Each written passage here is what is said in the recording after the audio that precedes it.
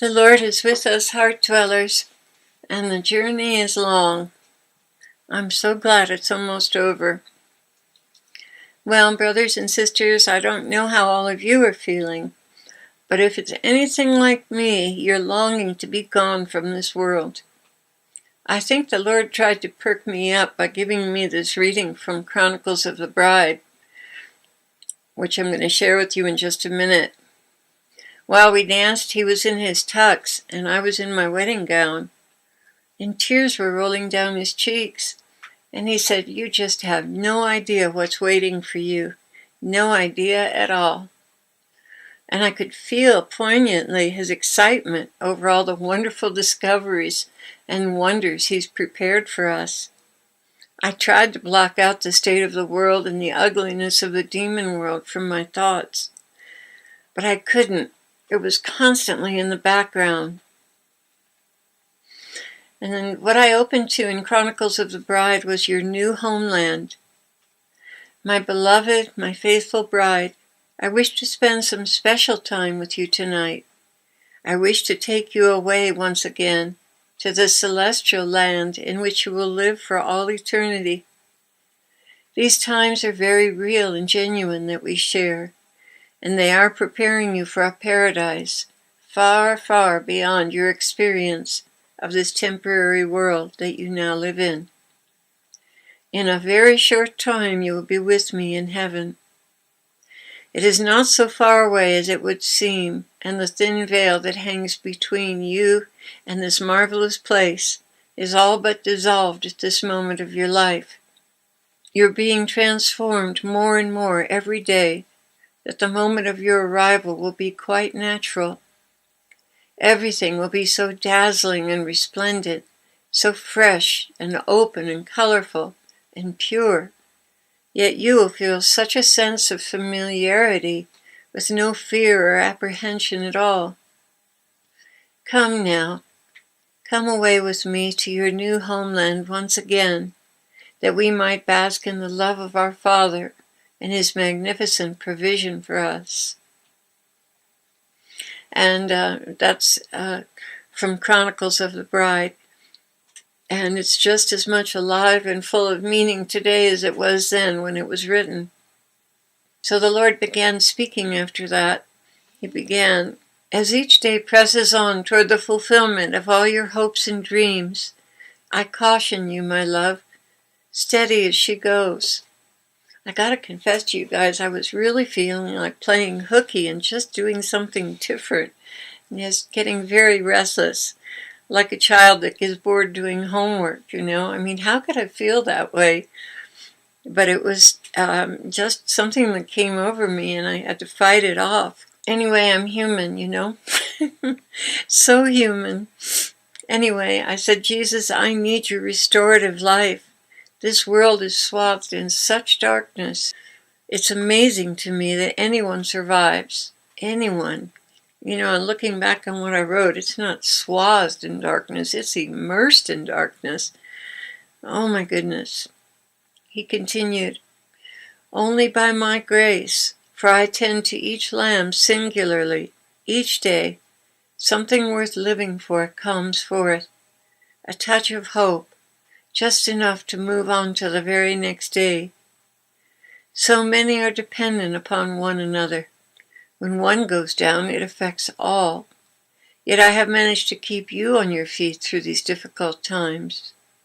I know that it seems your strength is less than the work on the road before you, even as short as it is, but I promise you, my love, I am with you. There are times I carry you, Claire. Oh, don't grow weary or despondent. Nourish yourself on me and rise up for another day. Together we can conquer the adversary and continue to nourish souls." I answered him, "Lord, I'm not counting on you 20, 30, or even 50%, but 99.9% to energize us to the end. Thank you for the many victories you've given us. Thank you for always being here to speak with us. Thank you for a love that is beyond description. Today the Lord was wearing his wedding tux, as he has been for a couple of weeks now, and he was encouraging me to dance, dance, dance in my bridal gown, so happily, so gaily, you would think you were the only person in the world to him. So intent was he on enjoying our time together. He continued, I really tried to get you to celebrate with me. I need that too, you know. This is the bright spot in my day, when my bride goes into her secret place to exclude everything but me from her consciousness.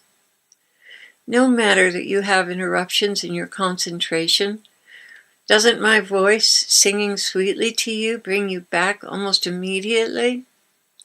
It does, Lord, you're an endless romantic, looking into my eyes and singing, draw me close to you, never let me go. I'd lay it all down again, just to hear you say that I am your friend. And when you sang that, I saw what you did for me on Calvary, and your eyes were so loving and intent on me. He answered me, are you going to share what I told you? Yes. When you sang, you're all I've ever wanted, I thought to myself, but what about all the other brides? And you gave me to understand that the beauty of each one is so unique that that particular uniqueness satisfies a longing in you that no other soul can duplicate. And therefore it's like a compliment to who you are with her.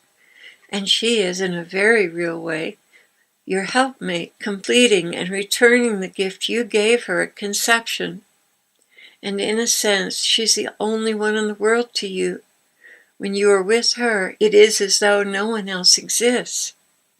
Your Godhead longs to be melded into one because of each one's total, irreplaceable beauty, completes your irreplaceable essence in a singular and unique way, not only bringing glory to you, but satisfaction and happiness as well. Oh, it is a mystery.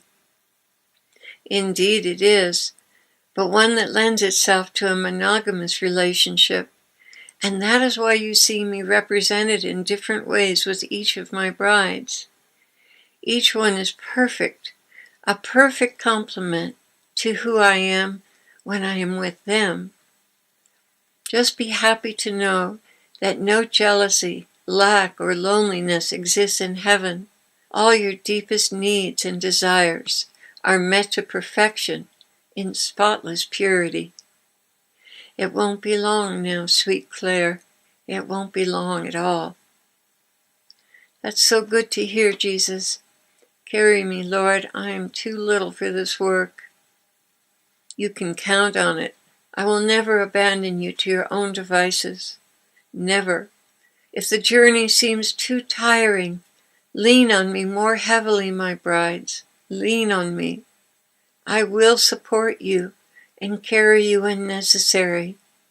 My love for you has no end, and I am coming. And that was the end of the message.